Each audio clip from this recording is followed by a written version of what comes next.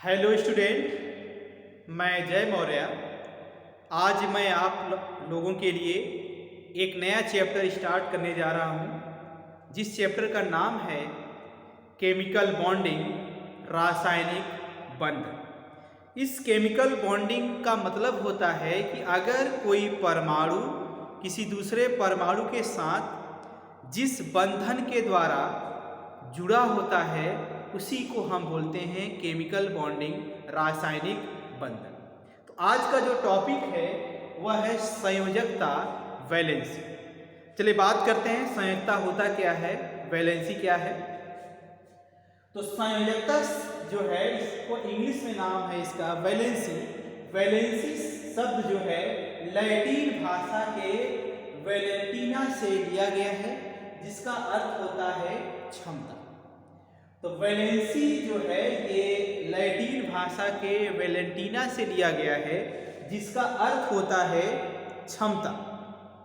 मतलब किसी तत्व की संयोजकता जो होता है, किसी तत्व की संयोजकता उसकी रासायनिक संयोग करने की क्षमता को प्रदर्शित करता है। कहने का मतलब ये है कि कोई तत्व है, उस तत्व के वह तत्व कितने परमाणुओं के साथ बंध बना सकता है, उसी क्षमता को हम बोलते हैं संयोजकता। तो तत्व के परमाणुओं के संयोजन करने की क्षमता को संयोजकता कहते हैं। कोई तत्व है, उसमें जो भी परमाणु होगा वह परमाणु कितने परमाणु के साथ बंध बना सकता है, उसी या संयोज कर सकता है, उसी क्षमता को हम बोलते हैं संयोजकता।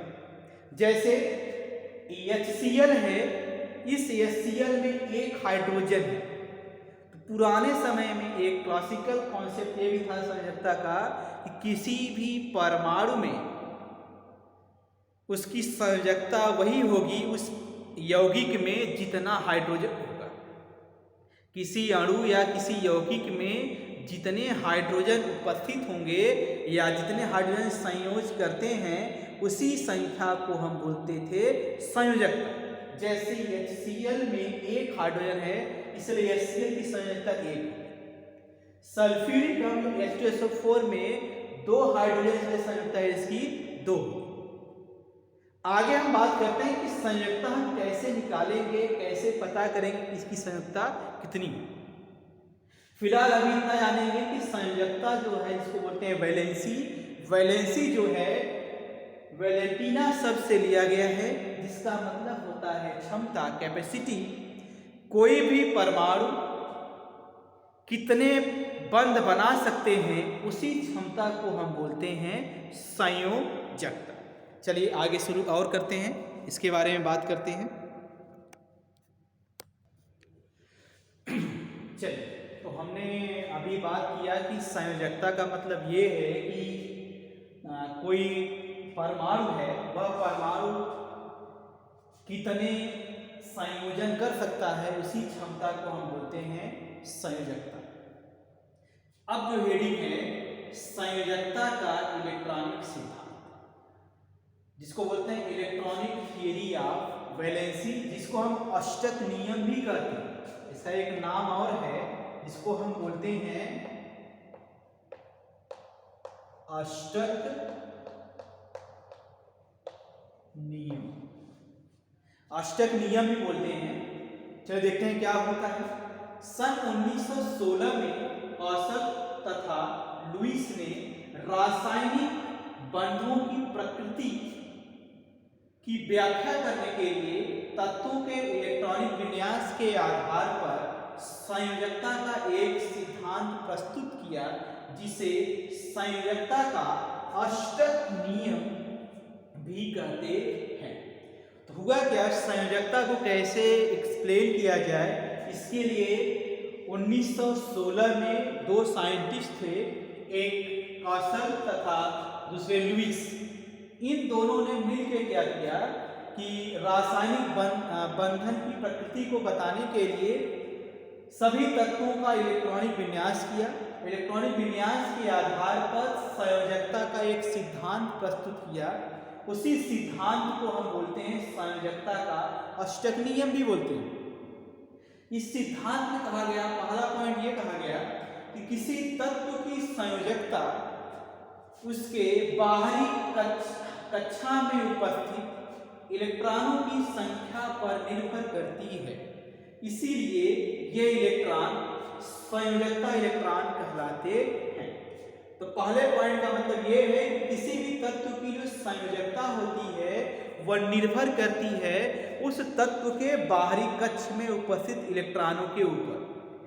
अगर किसी तत्व का इलेक्ट्रॉनिक विन्यास किया जाए, इलेक्ट्रॉनिक विन्यास करने पर बाहरी कक्ष में जो इलेक्ट्रॉन होगा उसी इलेक्ट्रॉन को हम बोलते हैं संयोजकता इलेक्ट्रॉन। जैसे नाइट्रोजन या सिंपल से लेते हैं बोरान।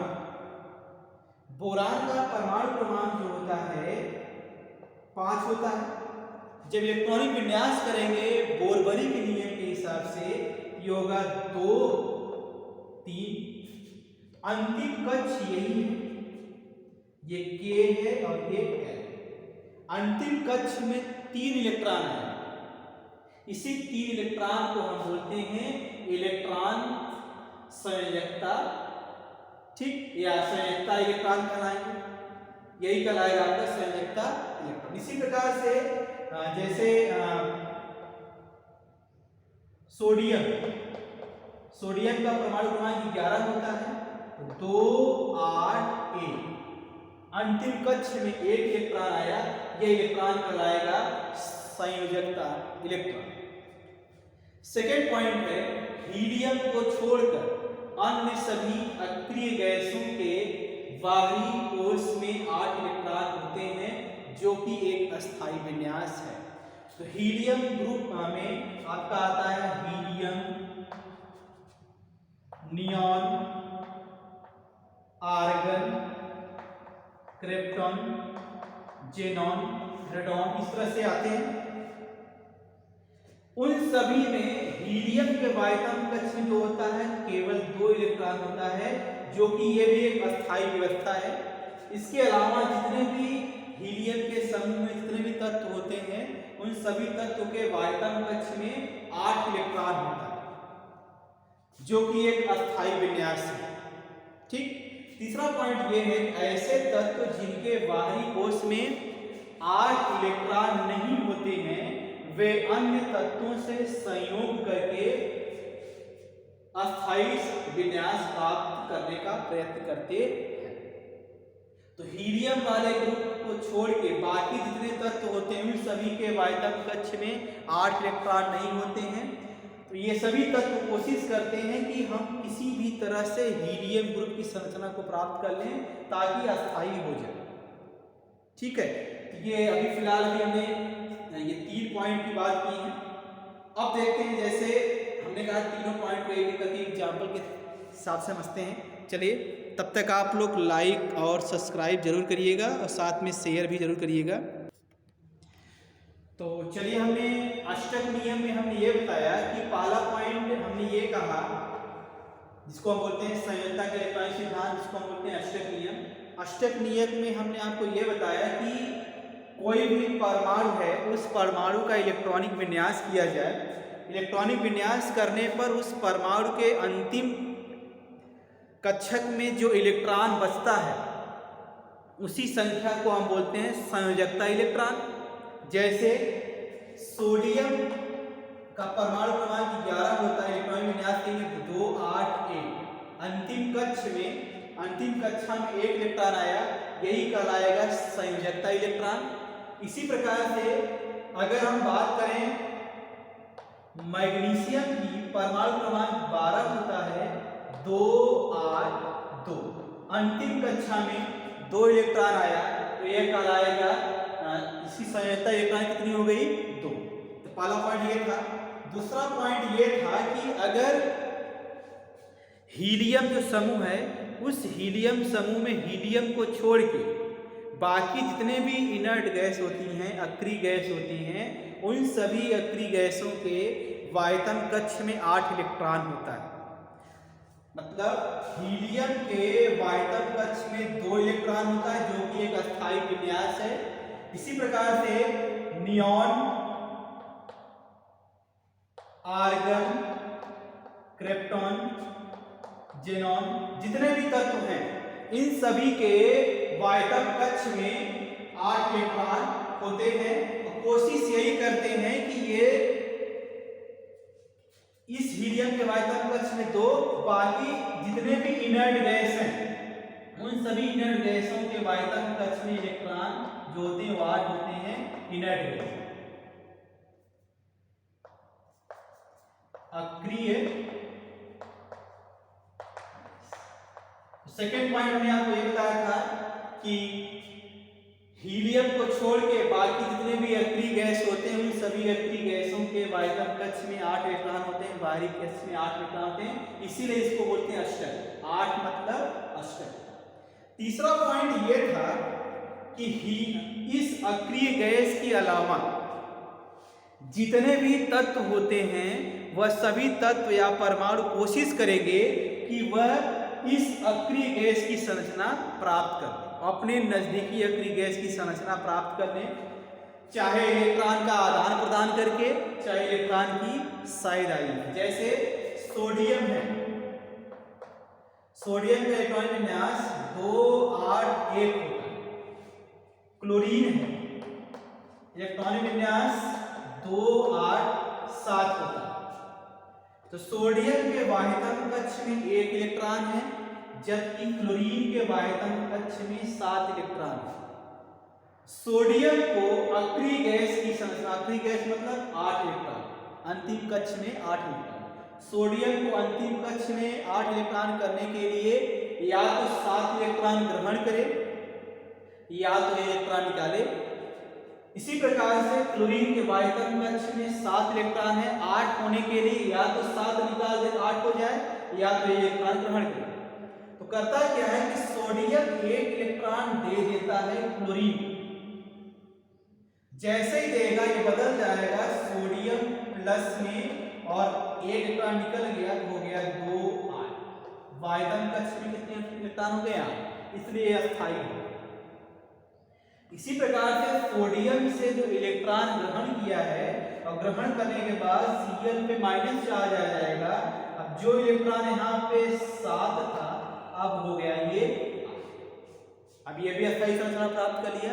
तो चौथा पॉइंट यही था कि अगर जितने भी अक्रिय गैस हैं उन सभी अक्रिय गैसों के वायतम कक्ष में हीलियम को छोड़ के सब में 8 इलेक्ट्रॉन होता है।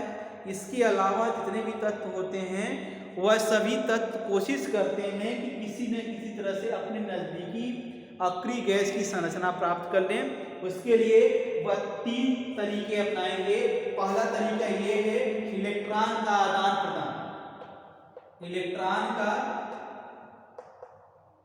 आदान प्रदान से जो आगे हम पढ़ेंगे इसको बोलते हैं आयनिक बंध। दूसरा तरीका ये है साझेदारी, इलेक्ट्रॉनों के साझेदारी से। अब इलेक्ट्रॉन साझेदारी 2 तरह की हो सकती है, वो आगे हम बात करेंगे। अगर 2 परमाणुओं के बीच में समान इलेक्ट्रॉन की साझेदारी होगा इस प्रकार के बने बंध को हम बोलते हैं सह संयोजी बंध। और साझेदारी का इलेक्ट्रॉन केवल 1 परमाणु द्वारा होगा तो इस प्रकार के बंध को बोलेंगे उप सह संयोजी बंध। ठीक, तो अभी हम डिटेल में आगे इसके बारे में बात करेंगे। फिलहाल आज हमने बात किया संयोजकता के बारे में। संयोजकता का मतलब ये होता है कि पहले आप करिए क्या, उसका इलेक्ट्रॉनिक विन्यास करिए। इलेक्ट्रॉनिक विन्यास करने पर अंतिम कक्ष में जो इलेक्ट्रॉन आए, ठीक, उसको क्या करिए 8 से घटा दीजिए। घटाने के बाद जो संख्या बचे वही संख्या कहलाएगी उसकी संयोजकता। जैसे 2 तरीका, एक तरीका ये है कि आप करिए क्या, पहले उन तत्वों का इलेक्ट्रॉनिक विन्यास करिए। इलेक्ट्रॉनिक विन्यास करने पर ये देखिए कि अगर 4 से कम आ रहा है, 4 तक आ रहा है, वायतन कक्ष में 4 तक आ रहा है तो संयुक्ता वही होगी, और 4 से ज्यादा हो तो 8 में से घटा दीजिए, जो आएगा वही कहलाएगा संयोजकता। मतलब 8 इलेक्ट्रॉन होने के लिए जितना इलेक्ट्रॉन की जरूरत पड़ेगी वही संख्या कहलाती है संयोजकता। किसी भी परमाणु का संयोजकता जो होता है वह कहलाता है कि इलेक्ट्रॉनिक विन्यास करिए, इलेक्ट्रॉनिक विन्यास करने पर 8 होने के लिए जितने इलेक्ट्रॉन की आवश्यकता पड़ती है उसी इलेक्ट्रॉन की संख्या को हम बोलते हैं संयोजकता। तो बस आज यहीं तक। आप लोग लाइक करिए, सब्सक्राइब करिए, शेयर भी करिए। बाकी हम आगे इसके बारे में हम बात करेंगे, आयनिक बंध क्या होता है, उप सहसंयोजी बंध क्या है, सहसंयोजी बंध क्या है, हाइड्रोजन बंध क्या है, उसके बारे में हम आगे नया वीडियो लेके आएंगे। Okay, thank you.